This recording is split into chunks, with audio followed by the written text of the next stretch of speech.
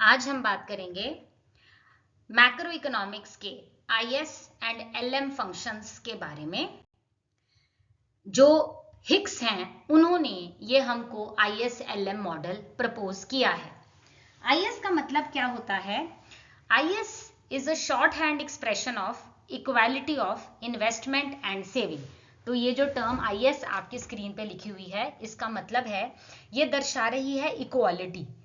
किसका equality? I for investment and S for saving. Investment और saving का बराबर होना ये बता रही है। और इन्वेस्टमेंट और सेविंग प्रोडक्ट मार्केट इक्विलिब्रियम में होता है। प्रोडक्ट मार्केट इक्विलिब्रियम क्या होता है, अभी आने वाली स्लाइड्स में आपको बताया जाएगा। तो ये हो गया आईएस का मतलब। दूसरा है एलएम का मतलब। एलएम शॉर्ट फॉर्म है equality of money demand and money supply. Money की डिमांड और मनी की सप्लाई का बराबर होना, इक्वालिटी होना, ये बताता है। मनी की डिमांड को हम कैपिटल एल से बताते हैं और मनी की सप्लाई को हम कैपिटल एम से बताते हैं। और ये जो एल एम है ये मनी मार्केट इक्विलिब्रियम को रिप्रेजेंट करता है। जैसे आईएस प्रोडक्ट मार्केट इक्विलिब्रियम है और एल एम जो है वो मनी मार्केट इक्विलिब्रियम है। हम बात करेंगे आज के आर्टिकल में आईएस यानी कि प्रोडक्ट मार्केट इक्विलिब्रियम के बारे में। प्रोडक्ट मार्केट तब इक्विलिब्रियम में होता है जब सेविंग्स इन्वेस्टमेंट के बराबर होती हैं। जितनी आपने सेविंग करी उतनी ही आप इन्वेस्ट कर देंगे, रखेंगे कुछ भी नहीं। मतलब सब कुछ मेन इकोनॉमिक स्ट्रीम में आ जाएगा। आपकी जितनी सेविंग्स है आप चाहो तो आप उसको अलमारी में बंद करके रख सकते हो उस कैश को, लेकिन नहीं। हम बात कर रहे हैं प्रोडक्ट मार्केट इक्विलिब्रियम की, जिसका मतलब है कि जो भी आपकी सेविंग है उसको आपने तहखाने में बंद करके नहीं रखा, उसको आपने साथ साथ इन्वेस्ट कर दिया। Therefore savings is equal to investment और इसी को प्रोडक्ट मार्केट इक्विलिब्रियम कहा जाता है। बात करेंगे सेविंग्स जो कि कैपिटल एस है। It is a direct function of level of income. It is directly proportional to income. Income को हम वाई से डिनोट करते हैं। अगर आपकी इनकम ज्यादा है तो आपकी सेविंग भी ज्यादा होगी, अगर आपकी इनकम कम है तो आपकी सेविंग्स भी कम होगी। इसी को कहते हैं direct function. It is directly proportional to your income. Next is investment. Investment is a decreasing function of interest rate. देखिए, जैसे जैसे इंटरेस्ट रेट बढ़ेगा इन्वेस्टमेंट कम होती जाएगी। They are inversely proportional. मान लीजिए आपको जो पैसा है वो कम रेट ऑफ इंटरेस्ट पे मार्केट में मिल रहा है, आपको सस्ते ब्याज पर, सस्ते रेट पर लोन मिल जाता है। अगर आपको सस्ता लोन मिल जाता है तो आप ज्यादा इन्वेस्टमेंट करोगे क्योंकि आपको ब्याज दर बहुत कम लगेगी। तो क्या है, रेट ऑफ इंटरेस्ट कम है तो इन्वेस्टमेंट ज्यादा है। और अगर मार्केट में रेट ऑफ इंटरेस्ट बढ़ा दिया जाता है तो लोन लेना महंगा हो गया। जब लोन लेना ही महंगा हो गया तो इन्वेस्टर क्या करेगा? इन्वेस्टर कम इन्वेस्टमेंट करेगा क्योंकि उसको दिख रहा है कि मेरा खर्चा तो भाई साहब बढ़ गया क्योंकि रेट ऑफ इंटरेस्ट बढ़ गया। तो क्या कहते हैं हम? Investment is decreasing function of rate of interest. मतलब इनडायरेक्टली या inverse proportion, rate of interest बढ़ा, इन्वेस्टमेंट कम हुई। रेट ऑफ इंटरेस्ट कम हुआ, इन्वेस्टमेंट बढ़ गई। तो अब हमारा इक्विलिब्रियम कहाँ आएगा? प्रोडक्ट मार्केट इक्विलिब्रियम वहां आएगा जहां ये S for saving is equal to I for investment. IS schedule की बात करेंगे। इन्वेस्टमेंट सेविंग शेड्यूल क्या है? शेड्यूल माने टेबल। वो टेबल है जो क्या दर्शा रहा है? Equilibrium of product market. Equilibrium of product market क्या बताया? एस इज इक्वल टू आई। ये शेड्यूल वो कॉम्बिनेशन ऑफ इंटरेस्ट रेट और इनकम लेवल बताता है जहां पर सेविंग और इन्वेस्टमेंट बराबर होती है, ताकि हमारा प्रोडक्ट मार्केट, हमारी कंट्री का, हमारी इकोनॉमी का इक्विलिब्रियम में आ जाए। प्रोडक्ट मार्केट इक्विलिब्रियम का दूसरा नाम रियल सेक्टर इक्विलिब्रियम भी होता है। अभी हम ग्राफ के रूप में आपको बताएंगे, ज्यादा क्लियर होएगा। सो ये है हमारा ग्राफ। आईएस कर्व डिराइव करने का ये ग्राफ है। इसमें एक पैनल ए है, एक पैनल बी है। अब इसको हम समझाते हैं। देखिए, आईएस कर्व डिराइव कैसे करना है। आपका ये है IS कर्व। इसको बनाने के लिए पहले पैनल ए को समझना पड़ेगा। पैनल ए में क्या है, आपने इस तरफ सेविंग लिया है और इन्वेस्टमेंट लिया है और इस तरफ आपने इनकम लिया है। पैनल ए में सेविंग कर्व एस दिखाया गया है इन रिलेशन टू इनकम। यहां पर ली गई सेविंग, यहां ली गई इनकम, तो ऑब्वियसली जब सेविंग और इनकम का आप कर्व बनाओगे तो ये वाला आपका एस कर्व बनेगा। This shows that saving increases as income increases. मैंने कहा कि यहां पर सेविंग और इन्वेस्टमेंट दोनों लिया है, अभी सिर्फ सेविंग को ही कंसिडर करो। सेविंग इस तरफ, इनकम इस तरफ, कर्व ऊपर की तरफ जा रहा है, जो हमें यह बताता है कि जैसे जैसे इनकम बढ़ रही है सेविंग बढ़ती रहेगी। आपकी इनकम बढ़ी और सेविंग भी उसी हिसाब से बढ़ गई। इसीलिए क्या बोलते हैं, saving is an increasing function of income. Income increase हुई तो सेविंग भी इंक्रीज हो गई। अब बारी आती है इन्वेस्टमेंट की। यहां पर दूसरी चीज आपको इन्वेस्टमेंट बताई गई है। इन्वेस्टमेंट जो है वो रेट ऑफ इंटरेस्ट पर डिपेंड करती है, रेट ऑफ इंटरेस्ट पर भी डिपेंड करती है और इनकम पर भी डिपेंड करती है। मैंने आपको पहले स्लाइड में बताया, रेट ऑफ इंटरेस्ट के बढ़ने से इन्वेस्टमेंट कम हो जाएगी। No doubt investment rate of interest से अफेक्ट होगी, लेकिन वो इनकम से भी तो इफेक्ट होगी ना। अब किसी की इनकम ही बहुत थोड़ी सी है तो रेट ऑफ इंटरेस्ट बढ़ता रहे कम होता रहे, उसकी इन्वेस्टमेंट तो हो ही नहीं सकती। इसलिए इन्वेस्टमेंट दो चीजों पर डिपेंड होती है, रेट ऑफ इंटरेस्ट और level of income.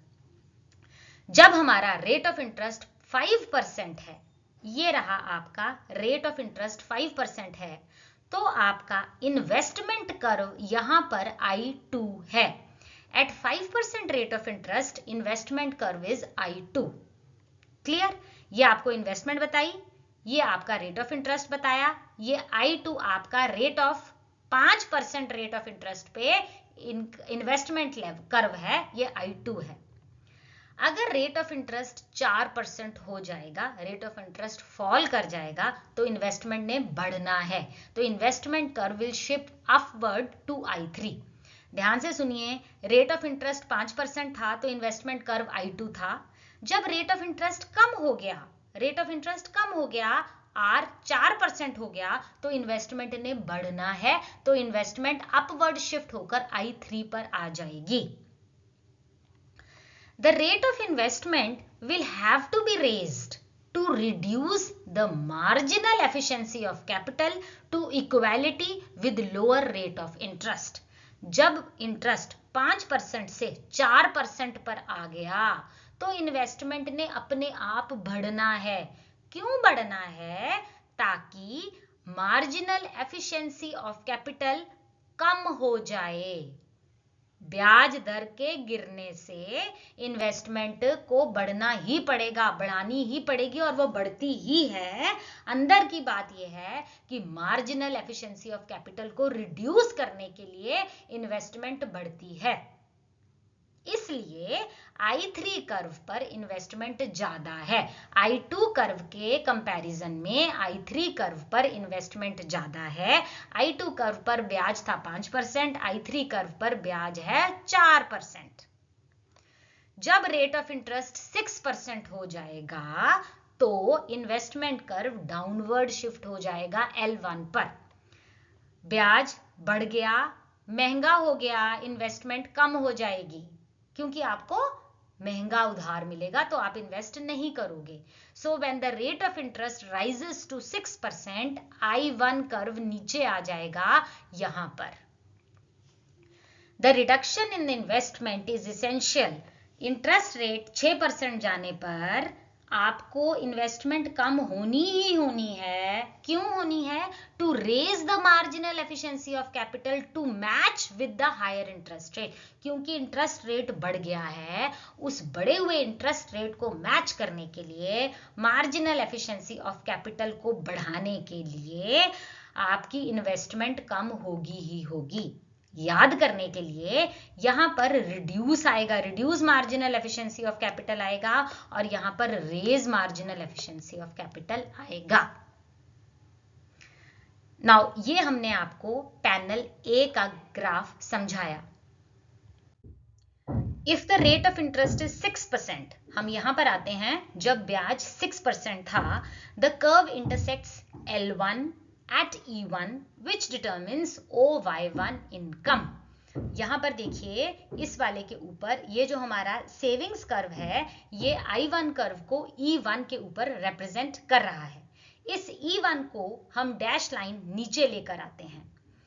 From this income, which equals 100 crores, we draw a dashed line downwards to intersect the extended line from 6% to point A।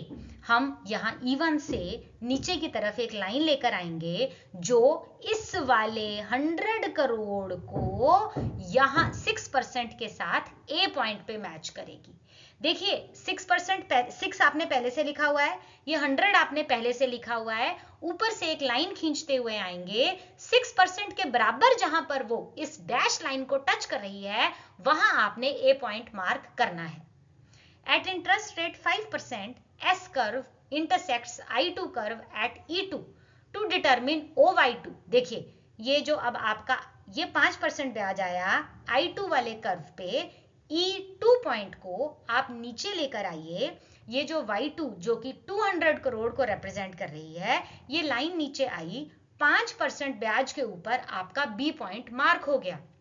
इसी तरह से I3 वाला जो ये आपका लाइन है 4% ब्याज पे, E3 को यहां पर टच किया उसने और आप Y3 से डैश लगाते हुए आए और 4% ब्याज के ऊपर यहां पर आपका C पॉइंट मार्क हो गया। अब आप ABC को कनेक्ट कर दीजिए तो आपका IS कर्व आ गया। By connecting these lines, आपका अपने आप IS कर्व बन गया। IS curve slopes downward from left to right because as the interest rate falls, investment increases।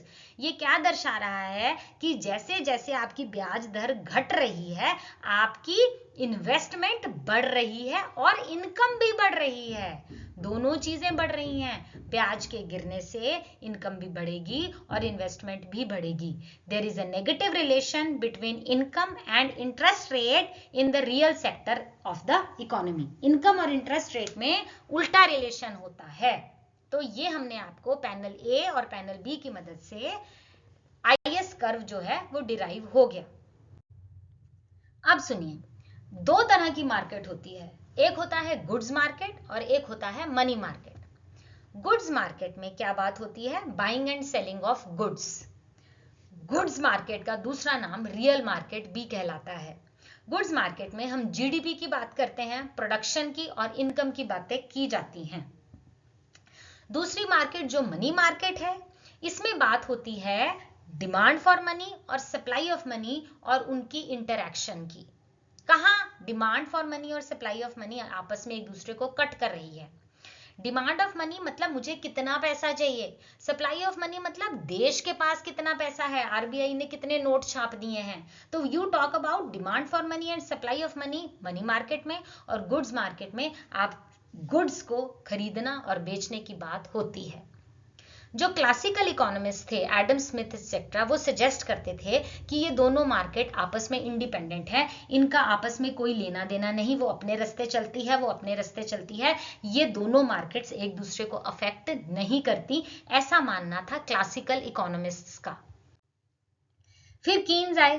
Keynes ने कहा जी नहीं, क्लासिकल इकोनॉमिस्ट की सोच के साथ हम हामी नहीं भरते। उन्होंने कहा कि मनी मार्केट गुड्स मार्केट को अफेक्ट करती है। कैसे करती है? अगर किसी देश में मनी सप्लाई इंक्रीज होती है, मनी सप्लाई बढ़ जाती है, तो इंटरेस्ट रेट फॉल कर जाता है। जब इंटरेस्ट रेट फॉल कर जाता है तो लोन जो है वो सस्ता हो गया। लोन मार्केट में ब्याज दर चीप हो गई, लोन आसानी से मिल गया, सस्ता लोन मिल गया, तो ज्यादा से ज्यादा लोग बैंक की तरफ जाएंगे ताकि उनको सस्ते दाम के ऊपर लोन मिल जाए। जब सस्ता लोन मिलेगा तो ऑटोमेटिकली इन्वेस्टमेंट बढ़ जाएगी। जब इन्वेस्टमेंट बढ़ेगी पूरे देश में तो क्या होगा? इनकम तो बढ़ ही जाएगी। इसलिए money supply is a part of money market and income is a part of goods market. तो कीन्स ने बोला कि मनी सप्लाई मनी मार्केट में आती है और इनकम जो है वो गुड्स मार्केट में आती है। तो कीन्स ने ये बताया कि दोनों मार्केट्स इंटर रिलेटेड है, इनका आपस में बहुत अच्छा रिलेशन है, ये एक दूसरे को अफेक्ट करती हैं। लेकिन कितना अफेक्ट करती हैं, कैसे इफेक्ट करती हैं, वो ये बात नहीं बता पाए। ये तो उन्होंने माना कि क्लासिकल इकोनॉमिस्ट ने तो ये कहा था कि वो इफेक्ट ही नहीं करती हैं, कीन्स ने कहा इफेक्ट करती हैं, लेकिन इससे ज्यादा वो डिटेल नहीं दे पाए। वो डिटेल किसने दी? हिक्स ने दी। हिक्स ने ये हमारा ISLM मॉडल दिया था और उन्होंने ये समझाया कि गुड्स मार्केट मनी मार्केट को अफेक्ट करती है। हिक्स के मॉडल में मनी डिस्कस होता है, इंटरेस्ट डिस्कस होता है और इनकम भी डिस्कस होती है, जिससे प्रोडक्ट मार्केट मनी मार्केट का इक्विलिब्रियम, दोनों का अलग अलग इक्विलिब्रियम, फिर जनरल इक्विलिब्रियम डिराइव किया जाता है। आज के आर्टिकल में हमने आपको प्रोडक्ट इक्विलिब्रियम बताया है, नेक्स्ट आर्टिकल में हम मनी मार्केट इक्विलिब्रियम पे आएंगे। तो आई थिंक आपको IS कर्व बनाना आ गया है। कोई डाउट हो तो प्लीज कमेंट सेक्शन में पूछिए। प्लीज मेरे चैनल को लाइक कीजिए, सब्सक्राइब कीजिए। Thank you for watching. Stay safe, stay blessed.